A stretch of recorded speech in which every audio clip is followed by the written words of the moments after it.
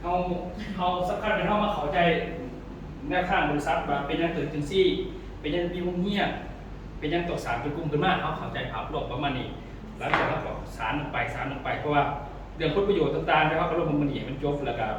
ให้ประธานทีมแมนจัดการว่าสิแบ่งกินไหนหลังจากนั้นก็เฮ็ดขอตกลงขึ้นมาบริษัทก็จัดการให้ผู้ใดสมัครในคณะเขาสินะ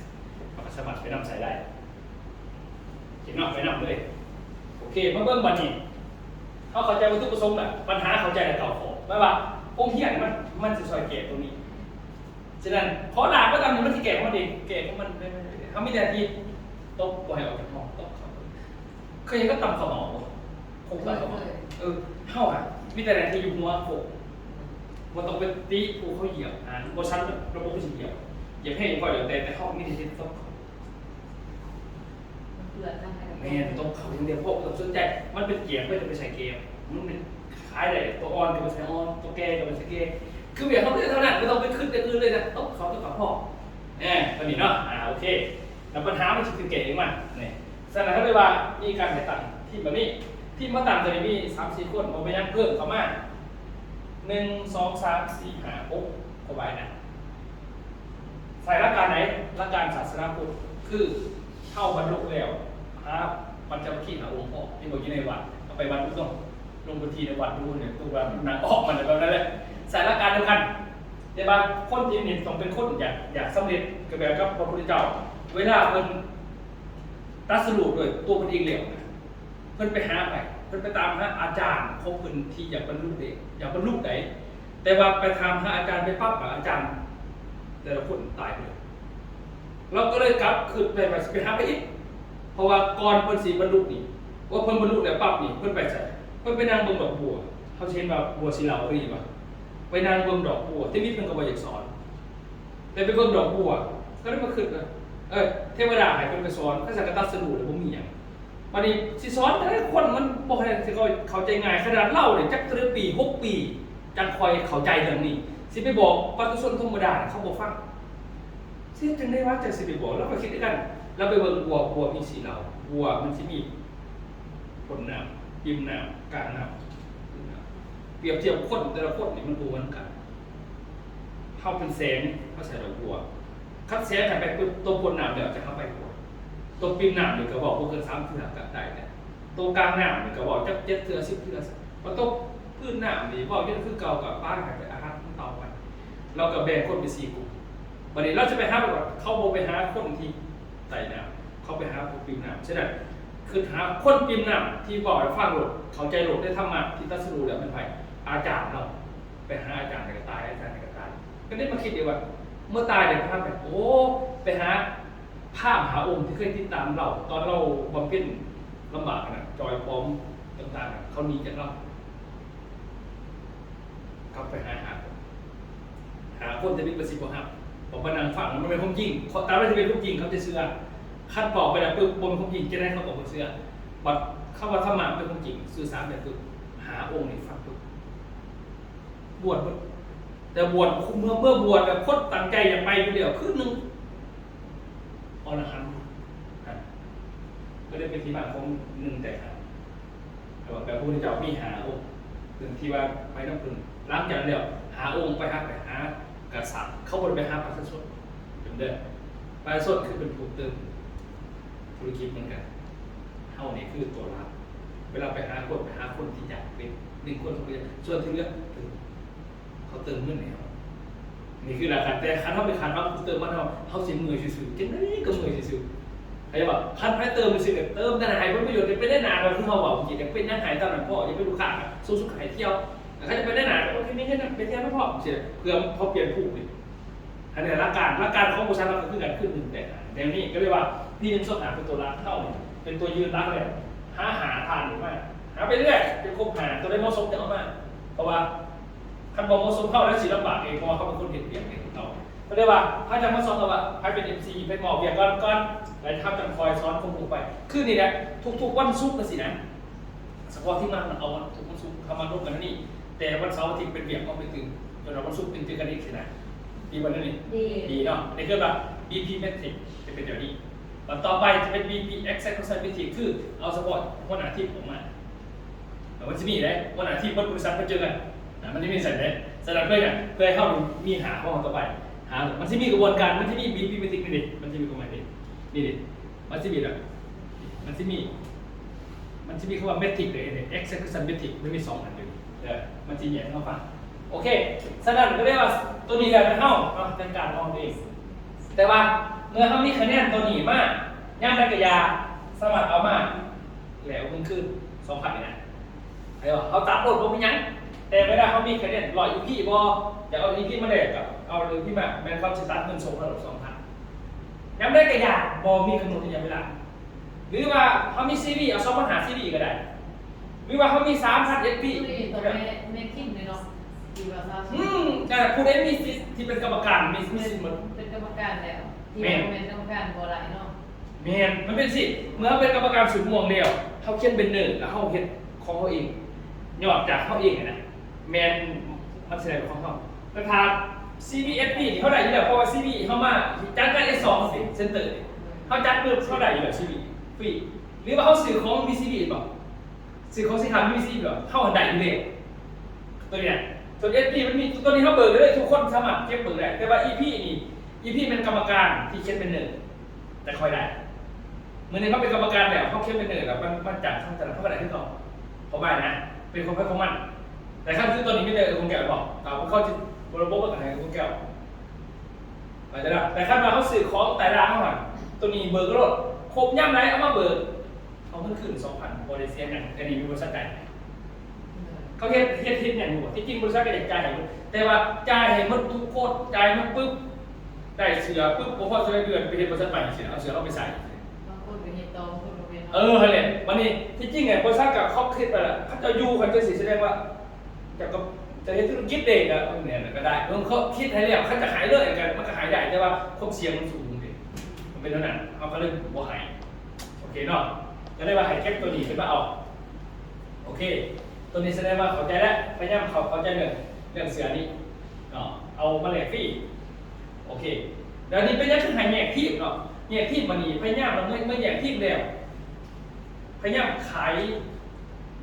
ทีมของส่วนนั้นเครือข่ายเนี่ยขายสินค้าเนาะหลายขายบริษัทบอกแต่ว่าส่วนรายคนโอกาสขายจากนี้นี่แหละ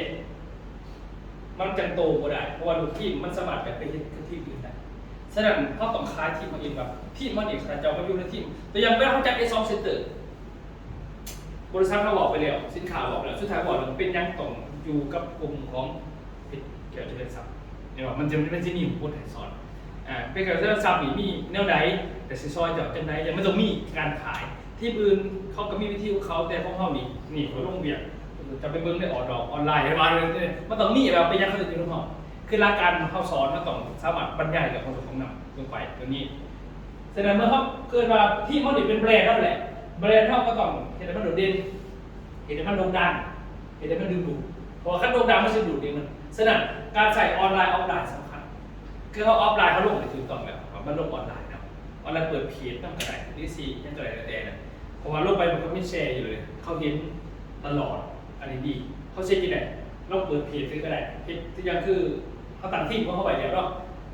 เพจเกี่ยวกับเรื่องซับนี่ก็ว่าไปนะต่างเฟซบุ๊กหรือไม่อันนึงเปิดเพจหรอเปิดเพจเพจกับเฟซบุ๊กเดียวเนี่ยโอ้ปัญหาคือมันจะเป็นเนาะนี่เราใส่เบอร์ด้วยคือตัวอย่างเนาะนี่แหละไม่ดุลาได้งงกันคือตัวอย่างเนาะคือเขาลงจะเป็นเฟซส่วนตัวป่ะขั้นเฟซบุ๊กส่วนตัวขั้นลงขายของเนี่ยมันอยากบอกก็มันอยากปิดกัดอย่างขั้นเพจเนี่ยมันอยากใช้ได้สำหรับเพจนี่มันจะเป็น Facebook คืออย่าง Facebook ของประธานเนาะก็จะเป็น CEO นี่เนาะตัวร้านเนาะอันนี้ CEO นี่เนี่ย CEO นี่บัดนี้ตัว CEO นี่บัดนี้เวลาเท่าไรพวกตัว CEO ดิอันนี้มันก็สิมีบริษัทพาสปอร์ตหรือเปล่าต่างๆนะก็นี่บริษัทพาสปอร์ตอันนี้คือตัวเพจนี่คือตัวเพจมีเพจนี่มีเพจนี่มีเพจนี่แค่เพจนี่เขาก็ลงเรื่องเล่าเกี่ยวพันโดยเฉพาะใครๆเขาเปิดห้างนั่นแหละจะยังเพจเขาจะเปิดจะได้ตัวนี้เขาก็เขาดีแล้วนี่ดีโดยเฉพาะคาเฟ่พวกนี้มันเป็นของซื้อเนาะนี่แหละโอ้พวกนี้คือ เออ เฟซส่งเฟซ แม่นนี่มันจะมีอยู่ลุมนี่นี่เพจนี่ปึ๊บเพจกับไปปั๊บเนี่ยเด็กสร้างดิเขากระสานเขาเป็นเขาสิใส่ซื้อไว้จังได๋นี่เขากระสานนี่ดิปึ๊บนี่ดิเขาเสียเป็นส่วนตัวแล้วมือสิพอกดประทัดไปนี่ปึ๊บนี่อันนี้ทัดไปปึ๊บนี่เขาก็ตั้งซื้อดิเขาจะเอาซื้อที่ไหนเฮ็ดไปมันก็ได้ดอกนั่นนะครับเขาก็โพสต์ตัวนี้เดี๋ยวจะเงียบจนตัวตัวเงียบจนตัว โดย เงียบจนตัวโอเคเนาะฉะนั้นเขาเฮ็ดเพื่อหยังเพื่อโปรโมทของเองเวลาเขาลงเวียกนี่เขาลงเรื่องของเขาลงไปปุ๊บก็เอาใส่ Facebook จริงเขาแชร์แต่ถ้าไหนก็แชร์ว่าเวลาเขาไปลงเวียกแล้วเขาไปเจอคนในเขตขาขายน่ะคนนั่นน่ะมันจะมีอย่าลืมว่ายุคคู่มือมันยุคโคต่อระวังคนบ่จักเนี่ยกับคนจักเนี่ยแล้วคนเฒ่าบอกว่าบ่จักเรื่องกับเป็นลูกเป็นเฮ็ดนำแบบลูกคู่มือน่ะมันเจนใหม่ดิพวกลูกเจนใหม่เนี่ยเขาจะปึงเข้าในออนไลน์เจ้าสิเชื่อเขาจังได้แม่แบบว่ามีตัวตนว่าออนไลน์บ่ แม่น เดี๋ยวคันมีจังหวะเขาตามได้ อร่อยยังว่าอาจารย์เป็นสแกมเมอร์ เห็นเหรอ เบิ่งเฟซอาจารย์แบบคือปรุงแต่งเอาเองนี่แหละ เห็นเหรอ โดย เห็นเหรอมันเป็นนั่นน่ะฉะนั้นเบเขาจะนี่เฮ็ดเฟซบ้าเฟซแต่ละอันนี่คือเฟซตัวซื้อว่าอันนั้นเฟซมุ่งล่าวนี่ตัวนั้นน่ะ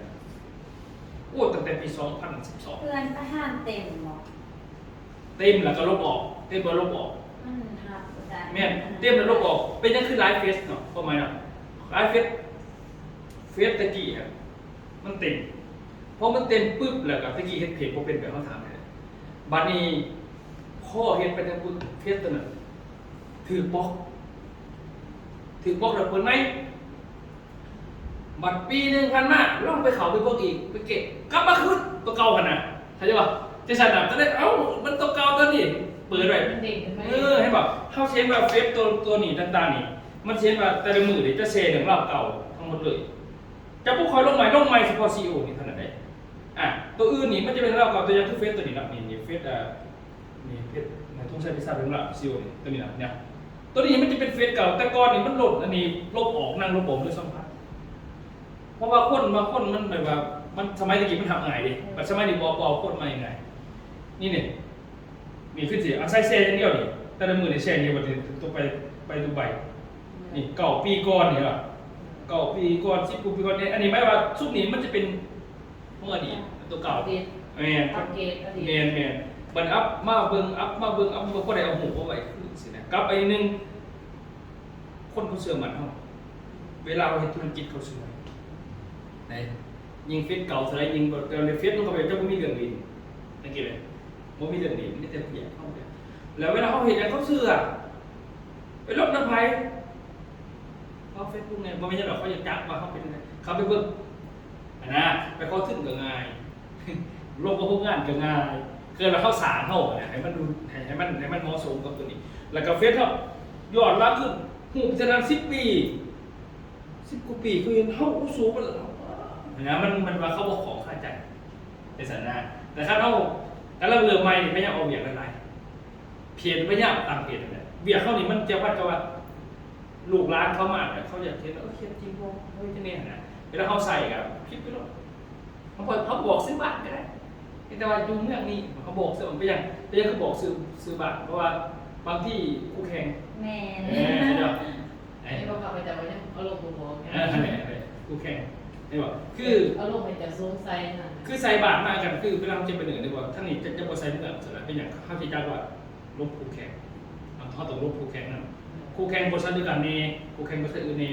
ประธานขน่อยพีดบ่บางเดือเขียนเป็นหนึ่งเอาไปตรงกับบานยังไปเลย บ่เป็นยัง ได้ ไง ยังว่า เออสมมุติ บ่ไปยัง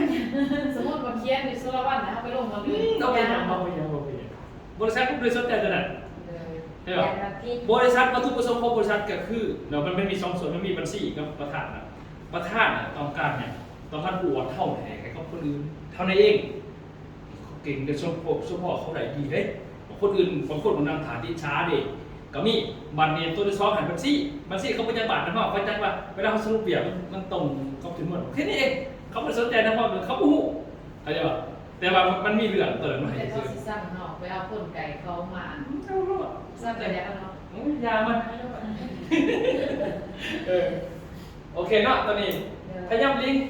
ออนไลน์ออฟไลน์ให้ได้ยิงเสียบาฟังคือปีหนึ่งสหารุ่นเล็กเมนประธานเฮ็ดเองคือข้าพเจ้าจะเป็นคนเฮ็ดเบียกคือว่าเฮ็ดก่อนจะมาสอนจะผมไปนั่งสอนหมู่อยู่ไหนบ่เนี่ยพอเฮ็ดเองก่อนเลยอีรุ่นแรกเด้อปีหนึ่งสหารุ่นแรกแต่ขั้นว่าสิกระจายปีหนึ่งสหาโหลดบ่ได้อันนั้นเป็นหยังเพราะว่าตั้งปึ๊บแบบเขาจะต้องเฮ็ด S1 S2 S3 เฮ็ดเองภาคที่เฮ็ดก่อนบัดนี้ปีหนึ่งสหามันอยู่วงกลม6ประธานเฮ็ดกลุ่ม6แต่จะหมุน1 2 3 4 5บ่ได้เฮ็ด1 3 5 6ได้แต่มาเฮ็ดเองก่อนบัดบ่ฮอด6ขึ้นปึ๊บวันนี้มันการส่งออกครับเข้าเข้าใจตัวพี่นุชาแล้วเข้าเฮ็ด1 2 3จังได๋บัดนี่แรกๆกับเหมือนกับตั้งพี่ตัวกับเจ้าของตั้งเองคนเดียวเฮ็ดเองคนเดียวแล้วก็รุ่นแรกนี่รุ่นแรกเนี่ยแต่ว่าลงทุนเองมันเป็นกับจะลงทุนทุกคนเสือกับเฮ็ดเองเฮ็ดเองมันคือเขาบ่ได้ลงทุนหยังรุ่นแรกนะเนี่ยแต่ว่าฝึกอบรมเดี๋ยวนี้เป็นของสตูดิโอไปแล้วในก่อนเนี่ยเป็นของประชุมน้อยเพราะคนมันหมดหลายเขาเริ่มใหม่ๆนะแล้วปัจจุบันนี่ซ้ำนี่แหละซ้ำนี่แหละรุ่นเพชรสวรรค์ยังอยู่เลยว้าวดูถูกก็ไม่น้อยตัวจางที่ซ้ำเลยว่าสุดท้ายผมไม่มีคนใดเห็นหลอดต่อขอทุกคนผมไม่ต้องไปเก่งสุดในประเทศไม่ผู้เจ้าซ้ำนั่นเลยสุดท้ายมากจะไม่ต่างกันเลยมันผมมีคนใดอยู่ในทุกคนเขาบอกเข้าใจเขาจะไปเอาของไปขายดิโนเมียเขาจะบอกว่าโนเมียอะไรนะผมไม่สนใจแต่เมียผมเองผมไม่สนใจกับจับเนี่ยนี่แหละซอสเด็กไข่ข้าวหมูแบบเดียวกันเท่าไข่กันชิ้นละแบบนี้แหละอันนี้เป็นการเริ่มต้นโมเดล2สำเนียงมันแต่ก็แบบเขานี่แหละอันเดียวกันนี่แหละต่างกันว่าเขาอาจจะดูดีกว่าเขาเพราะว่าเขามาจากเสือแบบเดียวดิแต่เขาอ่ะมันมีอื่นได้เพราะว่าเขาเสียไปโหลดอย่ามันเป็นคัดเพราะว่าเขาเข้าใจแต่เขาบอกเข้าใจเห็นไหมแรกที่กันมาซ้อนมายังแบบนี้นะซ้อนให้เข้าใจทุกวัน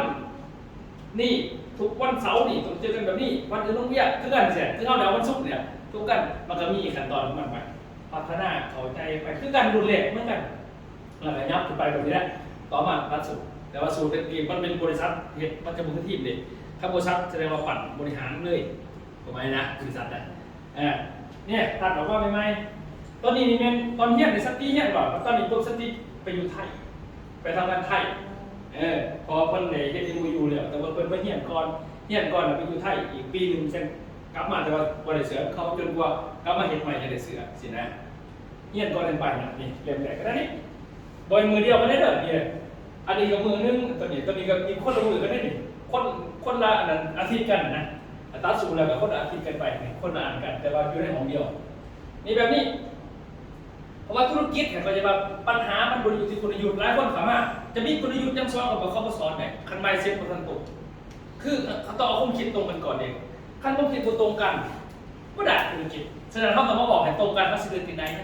เมื่อได้สูงมาแล้วเขามาปรับความคิดตรงกันว่าเขาสิ่งใดที่ไหนฉะนั้นเบียร์เข้าในนี้อยู่3เบียร์คือมา3แผ่นยุทธศาสตร์ได้แสดงพอเข้าในต่างที่มาแล้วเนาะจะกันได้สูงมาแล้วเขาเห็นยังเขาเห็นตรงนี้เบียร์เขาเด้อ3แผ่นยุทธศาสตร์เข้าพากันใน3แผ่นยุทธศาสตร์เบียร์รักเขาเลยนี่ก็ต้องเป็นอื่นนี่3แผ่นยุทธศาสตร์ของบริษัทมันมีตัวนี้เด้อเรียกว่ามือเข้าไปเป็น3แผ่นยุทธศาสตร์แผ่นที่1มันแผ่นคนก็คือพี่นึงส้นหานี่แหละมีเด็กที่เข้ากำลังพี่นึงส้นหาพวกเข้านี่คือเป็นกลุ่มขนาดแต่พี่นึงส้นหาองค์กรคือผลิตซีเป็นเสียนี่พวกเข้านี่เป็นสูตรเป็นบ่แต่ว่าคนที่จะเข้าสู่ผลิตคือตามสีเสียเพราะว่าเขาอยู่ใต้ด่านเนี่ยเขาบ่ได้เป็นเขาเด็กยกเว้นเท่านี้เนี่ยออกไปของเขากับไปปั่นในที่เขาเพราะว่าบ่เป็นทุกคนเขาสมัครเป็นหรอกสีแต่ละสีฮะคือบอกนะบางคนก็เป็นผู้ซื้อบางคนก็เป็นผู้ขายบางคนก็เป็นเหลี่ยวเตะเขาแต่ว่ามันมีเดี๋ยวจะบอกว่าสีแต่ละสีเบิกเสืออะไรยังไงมันมีดีนะเข้าเฉลิมเฮ็ดกันเลย2แผนงานเนี่ยงานเท่าคือ3 ปีงานเท่านี้S1 S2 S3 1 ปีS1 S2 3 1 ปีส่วนนี้ละส่วน2วงกลมหา6นี่เป็นเท่าเทียมประธานอย่างเดียวแต่1 2 3 4 1 2 3 4เนี่ยนี่3 S1 ปีอันนี้เข้าไปเฮ็ดกับทีมนั้นเนาะและ3อันนี้เป็นเงินก็คือ SLM นี่ได้นี่บวก MM นี่แต่บวกต่ออีกปีนึงซ้อนหาอันนี้มันเป็นข้อมูลเดิมที่ว่าท่านเอาปีนึงซ้อนหาเพราะว่าขั้นตอน4อาศัยเป็นรูปแรกเขาก็จะเปิดให้เขาบัตรทอนเครื่องเงินมันเปิดไปแล้วก็เรียกว่าเปิดเข้ามาตอนนี้เขาต้องเกิดอีก ฉะนั้นเรียกว่าเข้าเฮ็ดกับเท่านี้พ่อคือเขาต่างทีมกันมากนี่ต่างทีมไปเฮ็ดยังไปเฮ็ดซ้ำขอนี่อาจจะแบบบริเฮ็ดเลยบ่ขายไม่ได้ขายหรอกของไหนนะมันต้องไปขายขายอยู่แล้วของมันขายอยู่นี่อยู่แล้วแต่ว่าลักๆนี่เขาจะที่เท่านี้เนาะเขาเป็นคณะแล้วเบียดเข้าร่วมกันปั่นกันคนพาไปเฮ็ดงานพาเขาเอากันเนี่ยดีเบียดบ้างคันว่าเป็นได้คนได้พันกับเขาเป็นได้คนได้พันเลยนะเบียดเข้าก็คือไปเป็นซ้ำขอนี่โอเคเนาะเดี๋ยวมาเบิ่งแผนคนก่อนนี่เป็นอย่างแผนคนนี่แผนคนก็คือปั่นเขาเนี่ยได้แต่เสียขึ้นมาแบบนี้เขาเป็น VIP เขาเป็นซูเปอร์เขาเป็น GL เขาเป็น1L ปั่นเขามาเป็นตัวนี้เบียดเข้าเบิ่งคือท่าเนี่ยนี่รุ่นแรกเขาเห็นเลยเดี๋ยวทำมิตรกันเขาพยายามกระสุนนี่เท่านี้คือกันแบบเขานี่แหละเหมือนกันบริตารเขาเลยเด้แต่ว่าเมื่อเขาแก้แบบปุ๊บเขาไปเห็น3ข้อนี้3ข้อเห็นยังเอาแผนกดก่อนปึ๊บแผนกดก็คือปี1 2 5ปั้นได้คือตั้งซีนี่รุ่นทำมิตรกันเลยวันนี้จากนี้ไปนี่เข้าซีเฮดเซ็นเตอร์หรือว่าเข้าลงพื้นที่มีไพ่สามารถเป็นเพจจะได้ให้เขาออกเสียตึงอยู่ภายใต้เขาไปแล้วเนาะ หลังจากเขาเปิดพี่นึงต้องหา นี่แหละพอเขาเลือกเด็กอื่นไปไหนก็เริ่มเก็บไปเลยมาเลเซียมันมี2แบบที่1ก็คือให้บริษัทลงทุนออกมาให้หรือเขาจะลงทุนเองใช่ป่ะใครถ้าลงทุนเองหมายความว่าเขาขายเนี่ยหันมาเขาขายไหนคันลงทุนเองเนี่ยคือมีแต่เขาสั่งมาเทอร์ซิปเป็นบริษัทจะให้ครับผลิตก็คือตัวนึง200เขาขาย210คันยูนิตปุ๊บเป็น210เข้าไปนะคณะเพชรเองกันคณะเพชรเองนี่ทางร้านมันจะเป็นที่มรุษแต่ทางหนามันจะเป็นโลโก้สามีหนึ่งที่แต่ทางร้านมันจะเป็นเพชรแก้วเจริญทรัพย์ขึ้นมาหรือไงบาดี250ได้หรอ250ไอซีเนาะผมไม่เนาะอันนี้250ถ้าเขาจะขายก็ได้แบบนี้วันนี้เพื่อนตอนนี้วันนี้บางคนซื้อไปแล้วเวลาจะมีคะแนนตัวนี้เนี่ยเอามายืนในบริษัทเอาเงินขึ้นอีก200โอ้บริษัทเอาเงินขึ้นให้250ใช่ป่ะตัวอย่างคือไม่ใช่ก้อนี่นะเขาซื้อเรื่องมันต้องเกี่ยวกับแต่ย่าน่ะเขาไปเฮ็ดธุรกิจไปพอเขาเก็บ EP เขาบ่มีสิทธิ์แล้วเขาบ่เป็นกรรมการใช่ป่ะแต่คอยเอา SP เอา CV เนี่ยเขามีหอดปุ๊บมายืนบริษัทว่าแต่เอาเสือนี่เสือโตนั่นซื้อนำเหมือนกับเกี่ยว250ก็บริษัทเขาก็เอาเงินหายไปเลยซอยเขาอีกดีกว่านั้นนี่คือบริษัทออกแบบมากนะออกแบบมากคือซอยเข้าเข้าใจป่ะเขาแบบบริษัทออกแบบมากหายซอยเข้าเบิดแต่เขาแต่เขาจะบอกหายพูดเขาพูดเรื่องคนใดมันเป็นเสียงคนดีแล้วเขาจะถ้าเขาจะดูบริษัทนี้เลยจะได้จะกระไรคอฟฟี่ตั้งนั้นบริษัทออกแบบมาให้นั่นนี่เนาะแสดงไม้คือว่าบริหารเขาลงทุนเปล่าเขาลงทุนเองไม่ว่าเสือไม่เป็นของเขาแล้วเป็นโลโก้เขาเวลาเขาใส่เสือมาบริษัทนี่เขาก็ได้บันนี้เสือนี่ให้จะมีชื่อเขาต้องมีคะแนนจนตัวหาอะไรกันเนี่ยจบไปแล้วเรื่องจบไปเนาะดูไว้นะถ้าบอกถึงแค่พูดก่อนดีเบียร์เขาเสียจุดได้เลยแมนตำแหน่งไม้ก็ว่าตำแหน่งVIPอะไรที่นี่ตำแหน่งตัวเสือสีแดงVIP เด้อ VIP ที่เด้อนี่ VIP เนี่ยมีหาอะไรคะแนนขั้นอะไรคะแนนเขาไม่ชิดสื่อเสียแล้วมั้งลูกแต่บอกเขาว่ามีคะแนนตัวนี้ซะส้มเนี่ยตัวนี้เพิ่มแล้วไปเบิกดูเงินดูบริษัทขึ้นแต่บางเงินตัวเสียเขาเอาไปหลบไปยังเข้าใจบอกเข้ามาเข้าได้กำไรพอไม่หรอกแล้วก็เงินบริษัทในประเทศเมื่อเขามีโครงการนี้ยังไม่ยืนบริษัทสิได้ยังบอกเป็นยังขั้นตอนตัวคือเขาตีคะแนนไปเดียวคะแนนตัวนี้คือเป็นเงินที่เขาตีไปเดียวเพื่อซอยเขาเข้าใจบอกบริษัทเป่าแต่ว่ากำไรมันเลยหน่อยสิคือคะแนนตรงนั้นเนี่ยเขาแย่กำไรของออกมาแล้วมาตีเป็นคะแนนแล้วเอาตัวนี้เอาเงินมาคืนซื้อใช่ยุสทำไมเนี่ยแต่เขาออกแบบว่าให้เข้าเติบโตเนี่ยมันรู้ว่ามันออกแบบมาแปลว่าส่งเสริมแกนนำส่งเสริมคนแบบใหญ่นะอะไรเลยเดี๋ยวนี้ปกติด้วยแสดงว่าเขาจริงเนี่ยขอได้คนนึงแต่คนใหม่เขากับอีพีเขาไปอยู่แล้วแหละยกเว้นว่ามีอีพีแล้วให้ยืมเหมือนกันแล้วเนี่ยนะเขามาเขาบอกว่าจะแต่ว่าถ้าเขามาแหลกเขามาซักกันต่อให้500คะแนนเนี่ยให้เขามีในทางเขาฉะนั้นใครจะมี500ก่อนสิจะส่ง100อะไรแต่ครบ500ปุ๊บแต่เป็นสมัครออกเสียเลยทางร้านจะเป็นเพชรเก่าเจริญทรัพย์แต่ว่าลงทุนอะไร50 บาท แล้วมันก็ที่ประชุมบริษัทกระจายเอาเงินแทนเขาแต่เขาเอาตัวหนีไม่ยืนบริษัทเขาไปยืนเลยกับเนี่ยไปเขาหมายนะแล้วไปเขาอ่ะนะเดี๋ยวเพื่อนมาซอยกันมันต้องเปิดใจเข้าในก่อนเปิดใจเข้าในนี่คือครบ500ปุ๊บแต่ละเริ่มจะมีไปจนกว่าครั้งงานของแล้วก็วันนี้ตัวนี้มันเห็นยังไงมันเชื่อว่าขั้นลูกค้าอีนี้ฮะเขาไม่ได้สนใจเสียดอกแต่ถ้าเขาสนใจแสดงว่าเขาเป็นลูกค้าระบบจิตวิทยานะเขาทำให้ความอยากมากในองค์กรอยู่แล้วแต่เขาอยากมันยากอยากมันลำบากเขา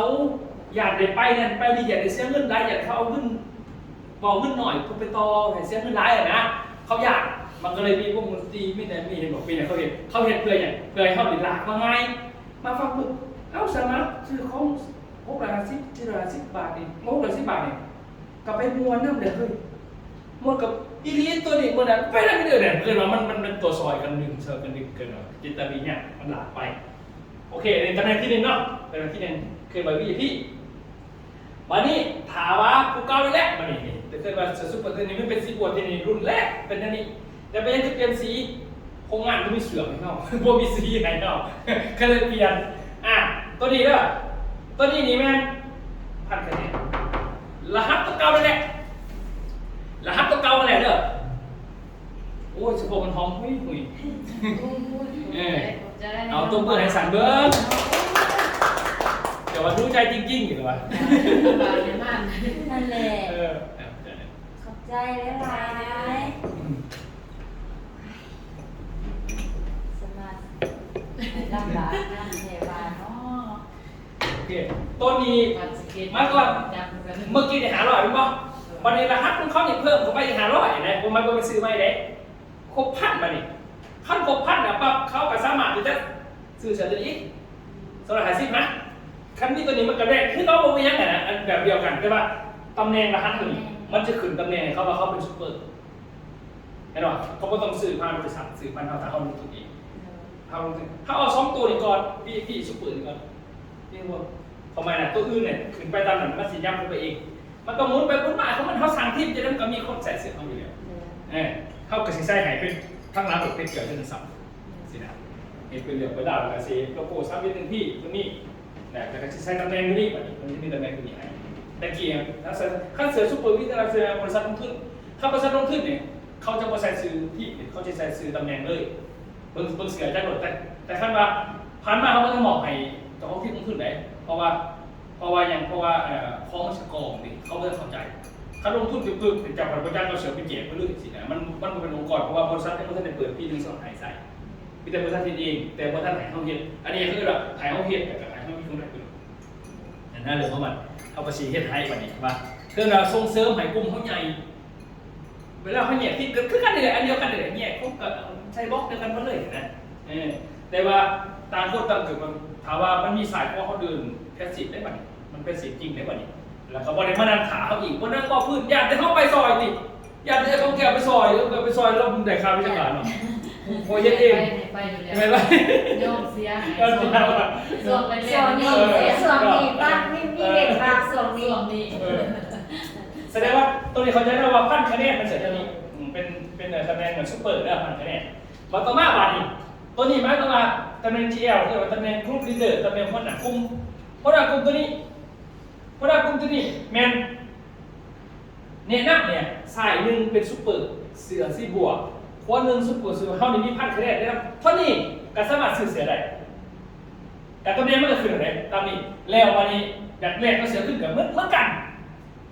ไปเดี๋ยวเหมือนกันหรือเขาเกิดตำแหน่งสุดๆแล้วตำแหน่งอื่นเขาซื้อยามันเขาจะมาเลยไม่เอาแต่นั้นเป็นแรกก็ได้จากเขาบอกแต่ว่าเวลาตำแหน่งนี่มันจะออกไปยืนให้เจ้าแล้วเมื่อเขาปวดเงินใครผ่านวันนี้เวลาเขาจัดงาน OPP มีพี่เขามีหมอไปยืนให้ตำแหน่งวันนี้เจ้าของที่วันนี้ได้เงินอีกแล้วได้เงินคาปั่นโพลิขึ้นมามันมีอีกตำแหน่งเดียวฟังกันไปเลยตอนนี้เอาซับตัวนี้ก่อนเห็นหรอมันโมเมนต์เงินมันมีเงินอะไรอีกเนี่ยสอนเงินสอนเงินนะไม่เป็นไรเนี่ยแต่ว่าให้เขาจะละขอเพราะให้เขาจะหมวกกันก็สามารถสิงมุกนะโอเคแล้วตัวนี้ตำแหน่งตัวนี้ไม่ว่าขั้นว่าจะซื้อเองจะมีรหัสเองเป็น3 รหัสละพันคะแนนเจ้าก็ขึ้นตัวเหนือขึ้นกันสามารถซื้อเสือได้มีคะแนนตัวนี้ขึ้นมาแรกขึ้น แต่ถามว่าจะมีแต่1,000คะแนนจะบ่เป็น3รหัสจะเรียนรหัสเดียวก่อนจะได้นำสายหนึ่งคนหนึ่งที่เป็นเสือสีบัวน่ะหรือว่ามีพันเจ้าก็ต้องได้ขึ้นด้วยกันเห็นป่ะตำแหน่งมันน่ะแต่ครั้งล้างก็จะเป็นเกี่ยวกับเรื่องสัมพันธ์ถ้าเขาลงทุนเสียนี้มันเนี่ยเวลาเขาบริษัทมันเนี่ยว่าอ้าวคนนี้ก็สิแต่มันจะเป็นอะไรมันบอกถึงมาเสือทั้งหลังที่เขาก็ต้องบอกว่าทีมข่อยนะจะได้กระยาเขาบอกว่าเอ้า คือเกี่ยวกับเรื่องซับแน่ๆ เมียหนูเนี่ยว่าต้องบอกที่ข่อยเห็นมูใส่กับแม่หนูนะไอ้ดอกมันจะเป็นของมันเองก็ว่าระบบมันสิปั่นให้เขาเนี่ยเป็นไงดูที่เขาบนต้องบอกไงไอ้ดอกนี่คือตำแหน่งเบอร์3ตัวนี้มานี่ตัวนี้แม่นตำแหน่งที่ชิมไปเดียวคนอาทิตย์ตำแหน่งตัวนี้นี่แม่นคันแม่นเขาสื่อขายเองแม่น7รหัสท่านคันนี้นี่นะหรือว่าเข้านี่เป็นตำแหน่งนี้แล้วเข้ากับสายหนึ่งคนหนึ่งเข้านี่นะที่เขาได้รับเองเป็นตำแหน่งนี้คือกันเข้าจะขึ้นตัวเดียวแต่เสียหน้ามันจะขึ้นรถปั๊มอัตโนมัติก็ขึ้นปุ๊บเสียในสื่อจะเสียเองแต่ว่าครบนี่ยังไงกับไม่ได้แล้วอีกอันเดียวกันเห็นป่ะจะมามันขึ้นวันนี้เสื้อแล้วก็มันมีผลกับอย่างมันมีผลกับสมาคมไอ้หมดตัวทั้งหลังสมาคมตำแหน่งนี้การให้30ทีเงินรายต่างกันได้ป่ะเขานับตามเสือไหนขั้นเขาประปันถึงมาแบบนี้แล้วลูกที่พ่อมันกระสีใหญ่ตามหน่อยๆเนี่ยมันจะกระเดขึ้นมาได้เห็นป่ะตำแหน่งแต่ละขันที่ล้างในใบอย่างนี้อะไรมันเกี่ยวพันกับพวกนี้ฉะนั้นบริษัทได้ให้เขาเป็นผู้หนาที่มึงสักหน่อยเป็นคนปัดเขาขึ้นมาแล้วก็หลังจากขึ้นมาแล้วจังนี้จัดพิธีว่าสิหมอไปยืนเขาได้พ่อหมอไปยืนทั้งเสือนี่คือรูปที่ไหมผู้นั้นก็เบิกเงินมีเบิกเงินอีกตั้งแต่100 บาทขึ้นไปขั้นVIPนี่ถ้าไปยืนบริษัทไปเลยวันละ100ขั้นว่าตำแหน่งเสือซื้อบัวได้130ตำแหน่งดำเขียบแดงได้150ขั้นตำแหน่งตัวนี้หัวละ200แสดงว่าไอ้พวกแก้วมีข้างล่างเสือเพชรแก้วเจริญศักดิ์ทั้งหมดที่เขาได้กระเตะเมื่อเข้าไปยืนปุ๊บพอเข้าไปยืนมือหนีปุ๊บมือหื้อมันก็เอาบินหายว่าจะคนที่เข้าไปยืนเขาก็ไม่ได้คนละ200 10 คนก็เข้าไป2,000นั่นมันมีเงินตัวนี้ดีกว่านึงเมื่อเห็นเขาไปอยากเงียบที่เดือดเงียบเราเห็นมูได้ใจสิแย่เพราะท่านได้เห็นเป็นการสิแย่เนี่ย BTC NTP เขาจะซ้อนเพื่อนซ้อนแล้วมันซึมก่อนเดี๋ยวแล้วกันเขาจะแจ้งขึ้นมันเป็นองค์กรปั่นเขาใหญ่บอกคือบริษัทอื่นหนึ่งมันโมเมนต์ปั่นเขาใหญ่ได้ให้เข้าใจได้โนมี่ไม่แต่ให้จะเป็นลาพังแบบพังแต่ขึ้นข่อยเท่านั้นมันเป็นสัญญาณระบบคนอีกพอเนี่ยบอกประธานจริงแง่กูมีอย่างเวลาเขาแง่คือเลยเขาเกี่ยวแล้วก็เกี่ยวแล้วไม่ได้เขาหาคนประธานเขาเนี่ยคือมันเป็นประโยชน์ของเจ้าเลยนะโมเกี่ยวก็เปิดโมเกี่ยวจะกระดาษจำเลยเกี่ยวพวกเราไปพวกเราไปมันเป็นมันเข้ามาปัญหาหนึ่งในที่น้ำเลยจะฟ้องมันต่างคนต่างเขาจะเห็นเบียดเหมือนไม่ที่ถึงสายก็เห็นเบียดไปจะได้แพทย์สิบแล้วหันบนเนาะก็มีเหตุกันเลยเกินปลูกต้นแพทย์สิบไหนกันความหมายมันเป็นอ่ะวันนี้ตำแหน่งต่อมาเป็นเขาเดี๋ยวต่อมาเป็นตัวนี้เด็ดซุปนี่เด็ดที่ว่าเขาเด็ดกระเสียนป่ะคือเขาตัดขาดไปก่อนสิพอใส่ลงถึงที่จริงมันที่มีขันตอนก็ขึ้นเพราะว่านี่คือตัดเลยเพราะว่าเขาเหี้ยกรรมการอะไรลงมาขนาดนี้อันนี้ตัดได้ไหมตัวนี้ดิตัวนี้ตัวละ1,000เพราะว่าเพื่อนบอกว่าครบ10อย่างนี้เอาอยู่4-3มืออื่นมันลบกันไหนมันเดี๋ยวว่าผู้ใดจิตแจงมากเพราะว่ามือนั้นมันเดี๋ยวครบ10ยังสร้างได้หมายว่า10โมเป็นทีเดียวนะโมเป็นทีเดียวนะเพราะว่าบริษัทนี่นะครบ10คนคือที่จริงมันได้10เลยแต่ว่าเข้าหันยังบ่ทันได้ไปใส่ใจเดี๋ยวเพราะว่ามันยังจิตเนี่ยแบบฮับสูตรเมื่อกี้นะแต่ว่ามันลงหวานเหมือนงามมันลงแบบนี้แต่ตัวนี้เขาไปจิ้มนี่แหละคือคุ้มบาทเลยนะคือประธานโลกประธานกระชายนี่แหละ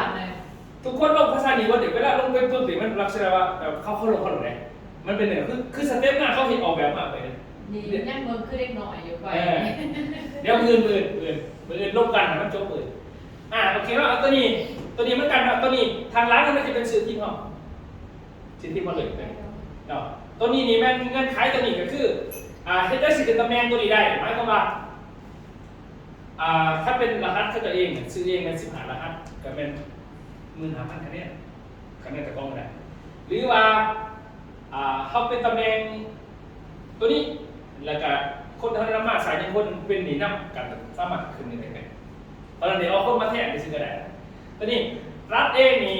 สร้างรัฐเอง1,000แต่ถามว่าเขาสามารถเอาคะแนนมาแลกขึ้นแมน50 PP หรือว่า1,500 SP หรือ300 CV เอามาแลกขึ้นก็ได้แลกได้ทุกโต๊ะว่าซั่นซะตัวนี้คือสูตร CO ตัวสูตร CO ตัวนี้มีในบริษัทเจซีคนขนาดไม่มีเพราะว่าเนี่ยเขาขามไปก่อนเด็กเขาว่าท่านได้มากที่อัตราของสูตร CO ตัวนี้สูตร CO ถึงเป็นเจ้าของทีมปี1 2 5โอเคฉะนั้นร่างกายจะคอยได้มาเนี่ยปี1 2 5ว่าเป็น C ไป C ดาตามกฎนะส่วนกรรมการศูนย์พวกนี้จะบริวารในปี1 2 5มันอยู่ในผักของบริษัทตอนนี้บริษัทคือเอามาปั่นผักบริษัทก่อนจะคอยเอามาเห็นทีมเจ้าของระบบมันไหนปั่นกรรมการแบบที่มันกรรมการไม่รู้จริงๆนะเพื่อเขาเข้าใจโอเคนอกจากนี้เข้าใจผับรวดนั่นนี่จะบอกร่างกายแล้ววันนี้หลังจากที่มาเพชรเกี่ยวกับเรื่องศัพท์มี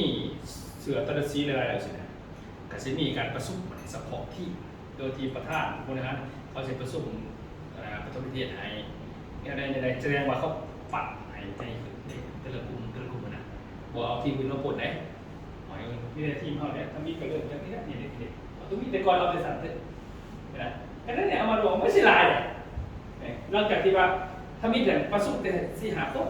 ร่างจากกับไปปั่นคนแต่ละคนมาผสมยูซีเนี่ยร่างจากนั้นก็มาเนี่ยซี GL มาผสม GL เด้ออันนี้แต่ละทีมเนี่ยแต่ว่าตรงนี้เป็นแค่แต่บริษัทแต่ว่าต่อไปเป็นแค่แต่ห้องเห็นไหมคือเราปั่นให้ห้องโตในรูปแบบของเองคือนโยบายบริษัทเป็นนั่นแหละและต่อไปเนี่ยเวลาที่จัดงานอยู่แห้งเมื่อคนมันพองานให้ได้เพชรเกี่ยวกับศัพท์จากเสาหนีของห้องเสาแต่ไหนไม่ไพ่โบให้ปนกันไปคือเขาต้องการเขาใหญ่คนอื่นยามันเขาใหญ่พอในสินะบริษัทต้องการให้เป็นอันนี้เพราะว่าเข้าไปอยากร่วมกันเป็นหลอดเป็นเรียกว่าเป็นพันเป็นหมื่นคนนะสิเพราะว่ากฎหมายบัตรเขามันดูเอื้อเอาตรงๆนะแล้วมันจะเป็นแต่ยากพวกอีกที่ใดประเด็นในวงการเดียวกันค่ะเขาใหญ่หลายใหญ่ขอให้มันใหญ่จากเข้าไปตัวอย่างเขาประสุมกับตรงไร200ก็ถือว่าธรรมดาแต่ว่าอาทิตย์หน้ามันมีอีก200ที่บริษัทกู้ไหมอาทิตย์หน้ามี200แสดงบริษัทใหญ่ปะแต่ฉันเอามารวมเอาเดียวปึ๊บบริษัทอื่นมันเห็นปึ๊บแล้วมันคือบางมันง่ายไม่เป็นกันว่าแนวทางเขาลงไปพิมพ์ถ้าเขาบอกระบบดีๆว่าพวกใครก็ยังนี่นอนเขาคนเห็นย้อนจากแข่งเขาใต้มันบัดลามาเขาจะเข้ามาบอก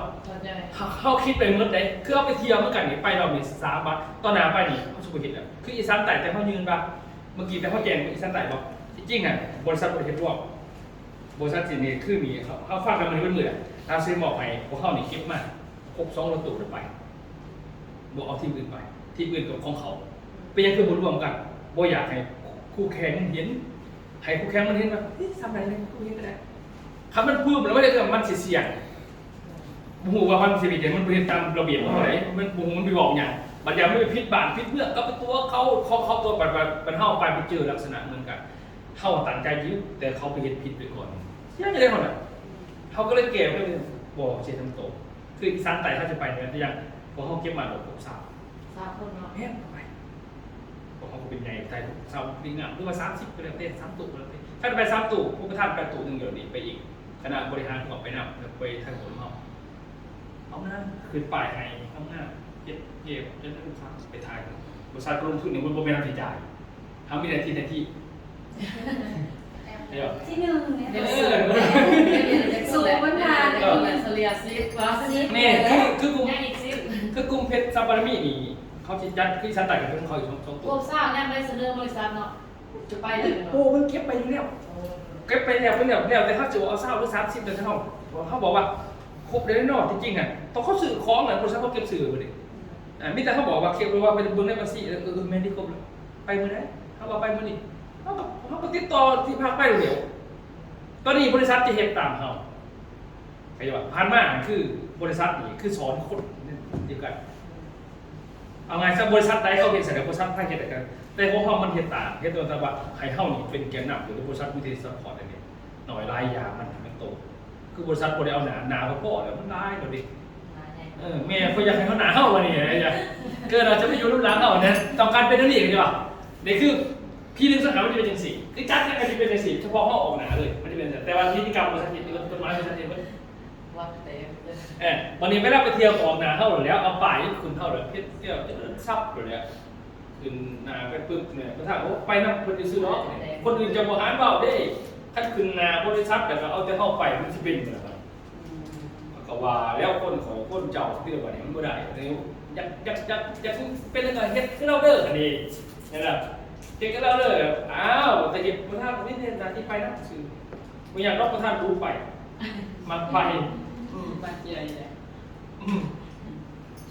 โอเคพอเห็นภาพเนาะ เลย พอเห็นภาพเข้าเรากันไป ที่เห็นผักอ่ะไปยืนจุดนั้น อะไร ไปเหรอไปนะติ นี่แหละจะมาคือ อันนี้คือแผนโคตรที่เขาบอกกันเนี่ยคือเข้าสื่อสารโคตรแบบนี้ขึ้นไปตามหน้ามีแต่คนเจอจดไว้ว่าจึงไรเห็นนะจะเริ่มต้นจากรุ่นทุนเสือแดงเสือบัวแล้วก็ว่างนั่นน่ะเอาชีตีออกมาหายขนาดเท่าไรกันคือเขาสั่งอะไรแต่เขาจัดการหายบานี้ก็มีแต่กระจายอย่างเนี้ยเขาได้พาร้อยครับซื้อเสื้อมาเขาได้พัดซื้อได้มากันมาจากเขามาวันนั้นน่าจะเขาส่งเขาไปจับทุกทีมรวมกันว่าหมอไปยืนเด้อโอ้พี่แต่ละทีมนี้มี10ทีมมี10ทีมก็100คนเนี่ยหมอไปยืนเขาก็เอาแต่คนเสือใส่เสือมาเขาเห็นบรรยากาศภาคอมวนมาหนึ่งติดเดียวหนุ่มจังหวัดก็ได้ติดเดียวมาหนึ่ง แต่ก็ยังเอาไปทั้งลงเฟซก็ยังปวด ว่ะโอเคอันนี้คือแผนคนเนาะจะไปแผนคนเนาะอันนี้คือแผนคนสรุปแล้วคือพี่นึงสังหาที่หาคนพี่ที่ได้เข้านี่เข้าใจเป็นพ่อเขาเองนั่นเป็นเขาต้องมาเป็นแบบนี้อันนี้คือว่าพี่นึงสังหาเขาแต่เข้านี่เป็นเสือสูเขาเป็นแกนนำที่จะเดินแต่เขาคือเป็นผู้เติมเข้าแต่เขาสิใช้เสือไปแล้วเขาสิเป็นผู้สื่อผู้ค้านั่นน่ะแล้วแต่เขาแต่ว่าเขากับพยายามเพื่อว่าบางคนอยากเป็นอยู่แต่บางท่านบอกว่าพยายามเปิดฟังเป็นเลยนะอย่างนั้นต่อมาวันนี้พอซ้อมวันนี้แผนงานนี่คือ3 เป็นปีก็คือวงกลมตัวนี้เนี่ยเขาจะเคลื่อนตอนนี้นี่แม่นตอนนี้นี่เขากำลังเห็นตัวนี้เลยนี่ที่เขากำลังบอกกันเนี่ยคือวงกลมที่เขาเป็นปี1 สังหาแต่ว่าเขาเหี้ยนตัวนี้เขาเหี้ยนตัวนี้แต่ว่าเขาเป็นนี้ประมาณนั้นบานนี้เขาจะไปเห็น S1 2 3 1 2 4ตัวเป็นเกี่ยวจะเดินสับจะได้เห็นเองเข้าใจเนาะจะได้เห็นเองซึ่งพอมาคือ S1 นี่เนาะ S1 นี่ปุ๊บนี่ก็คือตัวนี้ขายตัวตัวนี้มีเปิดตลาดกับภาครัฐตัวนี้มีแมนOPP คือมือนี้เห็นไหมตัวนี้ไม่ได้เป็นผับรวมและต่อไปไม่ว่าเป็นเกี่ยวกับสับเห็นเองเข้าใจเนาะโอเคเดี๋ยวติดแต้มไปเขียนตัวละครตัวนี้สำคัญพอเวียกเข้าบางคนแบบคนเข้าเกิดขึ้นมาแล้วเข้าสภาพเป็นยังเขียนเวียกตัวนี้คือ3 เป็น1 ปีเข้าเทียนกันนี้3 เป็นคือ S1 2 3แต่กัน1 ปีนี่เวียกเข้าตัวนี้นี่แม่นเป็นกับประธานตัวนี้เนี่ยเอาเขียนเองแต่ว่าประธานส่งเสริมตัวนี้แต่ว่าออกตารางประธานเป็นแขกเป็นเนี่ยอะไรก็ว่าไปแต่ตัวนี้เป็นประธานเป็นเจ้าภาพสมมติเป็นคนเฮ็ดแต่เขาไม่เฮี้ยตัวนี้เป็นเข้าเฮ็ดแต่ประธานไปเข้ามาเนาะมาเบิ่งวันนี้3 เป็น1 ปีก่อนตัวนี้เด้อตัวนี้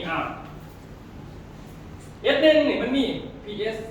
มันมี3 อันเนาะตัวนี้นี่มันคล้ายตัวเกินมา S1 เหมือนกันตัวนี้โอเคมันเป็นภาพรวมตัวนี้โฮมเซล S1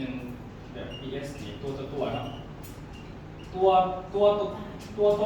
ขายตัวขายตัวเดียวไปทั้งตัวเนี่ยS1 ตัวที่2แม่นผมเสียต้นนี้นี่เป็นเปิดตลาดกับภาครัฐต้นนี้แม่นภาครัฐต้นนี้พอต้นนี้เนี่ยปีว่าเขาจะประสุมเป็นมืออื่นนี่แล้วก็มืออื่นเนี่ยประสุมแล้วแม่นแขวงจะมาซัดตีแม่นเขาสิขอตกลงแต่ละเมื่อแต่ว่าส่วนร้ายแม่นคนที่ครับเปิดตลาดคือบริหารที่ว่าจะให้เกิดเป็นบริหารเดือน12เนี่ยนะที่ว่าจะไปนำซับหลอกหนาเป็นสิหมอกเสือสูตรบริหารหมายว่าเขาจะมีสิทธิ์ในการเป็นวิชาการเปิดตลาดคณะกรรมการต่างๆคือเป็นผู้ชี้เป้าบันนี้คอยเอาเดี๋ยวกับคนท้าไปซอยนะไม่เป็นแต่ว่าตัวนี้จะเอากลุ่มข้าวหนีไปเที่ยงดูที่สุขุมนะครับว่าการเที่ยงที่เปิดจะให้กับปรับสื่ออย่างอื่นเขาเป็นแบบไรบอลเมนเขาบอกเป็นแล้วอันนี้เขาเลยกระบดแต่ว่าเขาเห็นก็เป็นโครงการว่าแบบไรไม่ได้ทำถือเพราะว่าเขาใช้ฝาของผู้ใหญ่ไปได้เขาใช้จับเอง ซื้อตัวนี้มันง่ายเลยอื่นเขาจะมาซุ่มเดินเนี่ยดูดิทีมันมาซุ่มอยู่ประมาณ7-8ขอแต่เขาขอร้านกันมาก่อนตัวนี้ขึ้นมา S1 เปิดตลาดกับผ่านมาตัวนี้เป้าหมายคือเขาขายสินค้าจะบ่มีแผนการตลาดขายสินค้าขายก็ขายนั่นแหละบ่เป็นอย่างแต่ว่าขั้น S1 นี่เขาจะเปิดเพื่อให้ถูกกฎหมายตอนนี้เนาะต่อมาใน S1 ตัวที่3แบรนด์ OPP แบรนด์ OPP นี่สิเป็น OPP สัญจรเพชรยังเหลือแต่ถ้า OPP ตัวนี้หมายความว่าเข้าออกหนาปุ๋ยที่เก่าเพราะว่ามันเก็บภาษีขนาดนี้ออกหนาปุ๋ยตัวนี้ออกหนาปุ๋ยตัวนี้แบบจะเข้าไปขายตัวนี้ออกหนาปุ๋ยแต่ว่าเข้าสิขายยังก่อนตามF2เนี่ยจะเข้าสิขายบุกไปยังแต่ว่าออกหนาเป็นหมู่การเพราะว่า F1 นี่ OPP ปุ๋ยนี่เข้าที่จัดอยู่ใส่อยู่ขั้นอยู่สารวัตรกับแม่อยู่ห้องซุ้มต่างๆนั่นแหละแต่เข้ากับเอกสารมีเงินตำรวจเงินต่างๆตัวนี้นี่เซาเป็นอะไรประมาณตัวนี้เป็นบริษัทดูแลให้เนาะก็คือบึงคือวันที่หาเนี่ยเอาภาพเข้ามาในบริษัทสาธารณรัฐตัวนี้จะเป็น S1 เนาะแต่ S1 นี่ก็คือพี่ยังเกิดขึ้นมันเขาเอามันเลยตัวนี้นะเอามันเลยเดี๋ยวแต่เขาเอาตัวนี้แต่ว่าอยู่ใน S1 ตัวนี้มันจะบ่มีแต่ขาผสมตัวอย่างคือ 45% จะบ่มีตัวอย่างคือบ่มีเพราะว่ามันตัดหักลบซอยบริษัทเพราะว่าจริงๆมันบ่มีกำไรปานนั้นดอกแต่ว่าเขาแสดงว่าพอบริษัทซอยบ่จักค่าค้นบ่จักความสุ่มสินะแต่ดอกอื่นๆนั่น S2 ขึ้นไปตามนั้นมันก็มีค่าวิชาการปกติสินะทำไมฉะนั้นตัวนี้นี่คือ2ตัวคือ1เวียมันรัดเป็นตัวนี้แหละ1แล้วกันเลยตัวนี้กับตัวนี้นี่เป็นเกี่ยวพันกับเอกสารก็ตำรวจนี่คือมือนี้ได้แต่ส่งไปตำรวจแขวงสันติบาลก็แบบอนุมัติแล้วงานวันที่เนี่ยเรียบร้อยแล้วคงแห้งส่วนตัวนี้ไม่ลงบาทแต่เกี่ยวพันกับพยาบาลเกี่ยวพันกับของการเกษตรกรรมเอาเกษตรกรรมลงนะในของเราเห็นถึงก็มีฉะนั้นที่เขาลงไปเพราะว่าจะเขาลงไปอีกก็เอาละว่าลงมือนี่มันเป็นอะไรผิดไปเลยถ้าตามกฎหมายคือผิดบริสุทธิ์เดี๋ยวให้เขาใจสิครับ ต้นไม้ลาบเขาคนท่านเก่งว่าสัน แม่ เขาคนท่านถึง แบบนี้ชื่อว่าผิดกฎหมายแบบคนนั้นถือแต่ว่ามันดีจังเขาบอกมันดีจังไหนมันดีว่าให้เขาลงไปก่อนให้เขาผิดขั้นก็ผิดแต่คือเวลาเขายืนเอกสารเขาเอามาทำไงใครมีแต่เขาลงไปปุ๊บเขาก็ยังได้เงินอย่างได้เงินเขาเป็นสิบาทแต่ถ้ามีคนลงไปผิดแล้วปุ๊บเข้าง่ายทันทีจำคนเดียวตอนนี้แซงสมบูรณ์เขาลงบ่เขายังผิดอยู่เดิมเพราะฉะนั้นในการทำการในการลงคันลงในบัตรยังไม่ทันถึงไหนยังผิดเพราะว่าเอกสารเขายังไม่ได้ถึงต่อเขาก็จากนั้นคือเขามันยังมีขอตกลงในมืออยู่ปีหนึ่งใส่ได้หรอคุณสารวัตรปีต่อไปกับต่อไปของเขาได้หมดเห็นได้หมดเลยเขาเห็นได้หมดเห็นหรอมีขอตกลงที่ไหนเพราะสารวัตรเขาบรมเขายืนเรื่องมันก็บรมท้าไปพวกติเนี่ยเขาได้เปรียบสารวัตรเขาลงค่าเขาจะลงร้องง่ายแบงค์เขาตกใจเงินกับกสิกรรมเดี๋ยวตอนนี้ดีกว่าฝากเป็นกรมรับน้อง4 5 คนคือเป่าไม้คือลงเนี่ยเป่าไม้เนี่ยที่ลงซุกมากนี่บนเป็นลูกไข่ปุ๋ยแต่ลงซ้อนเบียดโครงการของภาครัฐซื่อแต่ว่าเรื่องเขาจะไปตามค่ายหันเสื้อมันกุ้งเขาเบียดเขาไม่ได้เนาะแต่ว่าเป่าไม้คือพ่อได้โครงการแล้วนะก็อย่าลงใส่อย่าลงเราง่ายบ่ตีลูกศรก็เห็นได้ปั๊บอะไรวะทีนี้ว่าที่จริงเขาก็ต้องการตีลูกศรได้ใช้เกิดผู้เคยตีเกิดเลยกูร้ายแต่ว่าเขาก็ทันออกหนาเพราะว่าปกซองมันเต็มหมดตอนนี้แต่ว่าเป็นยังคือบอกเอาไปซ้อนอยู่ปกซองหมดเพราะว่ามันจะเป็นตีกับผู้เก่าวันนี้เขาประทานไปเองดิมันเขาก็มองเขาเป็นเรื่องนึงประทานได้ไปหมองแห่งแรกไปหมองมันขายไม่ได้จริงๆเขาเกิดไปย่างขายกันแล้วแต่ว่าเสียงเงินไหนรับยามันเขาแต่ว่าเขาเหมือนเป็นคือของการรับแต่รับจากแบบเบิดขั้นเป็นมุนลาดกับมันมุนมุนกุ้งมันแล้วเป็นปล่อยจากปกซองคือกันยังไงเดี๋ยวไปปลูกกระลุ่มกันนี่คือเก่าเนาะเฮ้ยแล้วแต่เขาหรือเปล่าไม่ได้แล้วแต่ปล่อยไปเป็นปูนยังวะเทียนโจ๊กนี่ไปมันเดียวเป้าหมายเขาเนี่ยมุนเอาไงเป็นมุนลานที่งานมุนลานอยู่ปล่อยอยู่หันเดี๋ยวนี้เนาะมุนเนี่ยตอนชุกวันเนี่ยมุนเนี่ยวันท่านยังมุนวันที่เป็นปล่อยอยู่2 แรงดื้อเขาเล่นไปแล้วไม่ได้สิก็ไม่นะเพราะเขาหูการไปมันง่ายไป อะไรหลังจากนั้นก็จะเข้าใจว่าเป็นยังเข้าขายแบบเป็นพวกเขาก็ได้ไปขายเป็นพวกเขาขายบาทละตัน2 ตันแต่เขาลงหอบหนึ่งมันจากบาทเก็บรวมกันทางสร้างปุ๋ยเดียวเข้าใจป่ะอะไรเรื่องของมันแล้วก็จะมีเงินไปก่อนมันกำจัดปุ๋ยแบบไรนึงใช่ป่ะเห็นเดี๋ยวปีหน้าเลยจะบริกาแฟของพวกเอ่ยขายมันขายได้อยู่แล้วแต่มันจะออกหน้าด้วยปุ๋ยก็จะได้จากปุ๋ยรอบหนึ่งมันเกือบ100 ล้านเนาะ ปุ่นแล้ว เกือบ100 ล้านในตัวรอบเลยที่เราฟังบัดที่นี่ตัวอื่นที่ไอ้ขายอยู่ที่ไอ้เห็นคู่มือนี่แต่กระด้านไหนปกติอ่ะเชื่อเจอ เอาเวิร์ด เอาเวิร์ดหมดท่านมันที่เป็นทางศาสตร์เข้ามาเนี่ยฉะนั้นคือสิ่งที่เราเห็นเนี่ยโอ้น่ะกลุ่มเขาจะมีเงินไปอย่าง ที่ว่าส่วนนี้มันเลยการใส่ปุ๋ยเข้าไปในไม่เอา เอาแม่มันโอ้ยยิงมันถึงกับปากเขาแบบปากกันแล้วเขาจะได้ยังไงมันถึงกับปากเขาเด็ก คล้ายปุ้ยเป็นนี่เนาะแต่พอตั้งหนาตั้งรังปุ้ยพุจากสิเหล่ากันฮะ โมเมนต์น้ำมาก่อนยังเขาใส่ได้อาจารย์ เดี๋ยวจะไปน้ำจะไปนัดเนาะ นี่นะอาจารย์ พอตั้งหนาตั้งรังนั่นเจ็ดเซยพอมากินกับกระปุกหนึ่ง นี่คือมือวันศุกร์นี่เขาเข้าใจภาพรวมเนาะอย่างไรเนาะวันศุกร์หนาจะเข้าใจเลยว่าเวลาเขาสิลงเบียร์กันเลยพวกขอปุ้ยเนี่ยเขาสิว่าจะได้ เอาน้ำจิ้มน้อยหนึ่งอะไรวะจ๊ะ เบิ่งโม่มันเบิ่งโม่มัน เดี๋ยวได้น้ำจิ้มน้อยหนึ่งก็ จริงๆเขาเก่งเลยนะ เดี๋ยวจะได้เกิดก่อนเลย แม่โอเคเดี๋ยวสรุปเวลา ไปลงพื้นที่3 บาทก็เป็นเดือนปุ๋ย อีนี่ลบไปบาทเข้ามาจะไปจับแล้วคนนี้ไม่ง่ายเลยไงบอกจะได้คอจริงๆเข้าไปเลยมันมีเลย นั่นแหละ โอ้บอกประธานไปเก็บตัวนี้เด้อว่าไปเที่ยวบ่ได้จะขับนะปุ้ยกูบ่ได้คือใครยังไงบ่ได้เขาเก็บเงินอย่างเดียวเวลาบอก จังว่า บ่ได้ไปขายของแต่บอก ไปนำประธานบอกร้ายกับเพื่อนนึงก็เอานะ เฮาอ่ะกูบ่ได้บอกขายของบ่ได้แต่ว่าโมเอาเงินมาให้ซื้อของมันเป็นจังซั่นมันมีวิธีมันดิเดี๋ยวสิพาจะไปยังจะว่าระดับฝึกงานเฮาจังบ่ค่อยสอนในห้องเพราะว่าคนมันหลายเสียเขาบอกบ่ได้แต่คันฝึกงานมันเปิดมันพี่นึงช่วงหามันคนเฮานี่เฮาไปจะมีเงินนะบอกว่ามีเงินต่างคนต่างใจใช้เดือนหน้าเลย ปุ๋ยนะ โอเคครับตัวนี้เนาะตัวนี้พิจารณาคณะเซต S1 ตัวนี้นี่เป็นเขาจะเริ่มต้นจากการลงทุนจริงๆอยู่สุขุมะล้างเกลียวแหลกตัวนี้เนี่ยเอาไปมุนจะหมุนคัดจะหมุนเราหน้าบอหรืออยากเล่นประชอบให้ด้วยแปลว่าเฮียนจากสุขุมะเดือนหนาเนี่ยค่าล่าเขาต้องลงออกมาเยอะๆตัวนี้และส่วนตัวนี้หมายความว่าสมมติว่าสุขุมะเอาเห็ดแบบ10 บาทวันนี้เขาจะเปิดอยู่สโมสรสุขุมะเพื่อเอาหนาตายเขาเอาผู้พกขึ้นเลยลงทุนในวันนั้นให้เขาดังนะครับเหยียบข้อกูมันเคยไปอยู่ก่อนน่ะ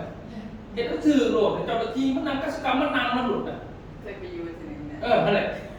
เขาเสียสิแล้วว่านี่ให้เขาเคยว่ากู้เกียรติเขาเนี่ยเขาเคยอยู่สุขุมะผมกู้เกียรติขึ้นรถให้มันถึงต้นไม้เลย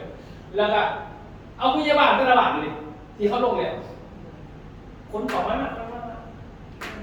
อันนี้เอาไปจับตัวนี้เพื่อเก็บคนอื่นรวมจับรางวัลแจกแล้วหลังไม่ซื้อต้องแจกโปรเซสแล้วก็ห้องอย่างนี้คือสเตนเนาะ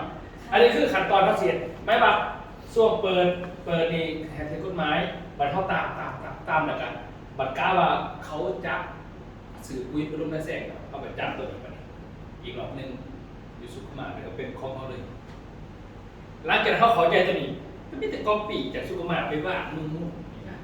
อีแล้วก็ปีมุ่งกับไปว่าเมืองใส่สารวัตรไปเห็นคือกันนี่นะมันบ่มีอย่างอย่าง เป็ นะ นตัวเดียวเนาะ ก็เห็นกันตัวเดียวเลยมันบ่มีอย่างอย่างในคือว่าอย่างนึงโอเคเนาะแต่ประมาณคือหาลูกค้าบริหารลูกค้าบริหารสมาชิกบริหารอีกอย่างนะมีแต่ว่าหาแต่ไหนนะพยาบาลเดียวค่อยบอกเพราะนั่นแหละพ่อหรือจากถ้าจะคอยไปบอกแผนสอนเที่ยวจะไม่ได้นานทุก1%จะเที่ยวเที่ยวกลับมาไปนำที่ว่าแม่เห็นหรอมันจะเป็นแบบนั้นในทำการที่เขาเบื่อเครือข่ายเนี่ยเขาต้องการอะไร เขาจะทำไปเที่ยวไปเสียเงินมองแบบที่ อันนี้เพราะว่าอย่างระบบพวกนี้นะมันต้องเก๋เครือข่ายที่มันกำลังยุ่งเหยิงขั้นเครือข่ายมันง่ายปวดวิธีเหตุมันสาดเกินไปทำมันง่ายปวดได้มันสาดเกินไปแต่คู่มือนี่เขาไปเห็นแบบคือเก่าเขาบอกให้ดีเลยเขาต้องเกียงเลยแสดงโอกาสเข้าไปมีสูงโอกาสเขาเจ็บแล้วก็อยู่เลยเขาใส่วิธีการตลาดแบบนี้นี่คือหลักการนิดนึงโอเคเนาะจบไปได้อีกนึงนะนี่แปลว่าเขาสิเดินแบบนี้ มาเริ่มเปิด S2 ก่อน S2 นี่เป้าหมายคือเอาสมาชิกเลยตัวนี้เขาเอาเงินนี่ก็เอาลูกค้าค่าจอดนะคะค่าจอดก็สื่อกันนี้ไปเลยนะต้องเพิ่มมาอีกคือหนึ่งนะอันนี้ S1 เป้าหมายแค่นี้เองปัจ S2 นี่คือเอาสมาชิกเอาครับจ้ะลูกค้าครับพยายามสมัครหน้าจะได้พังเป็นลูกค้าชื่อก็ได้แต่ครับไปจับกับเอา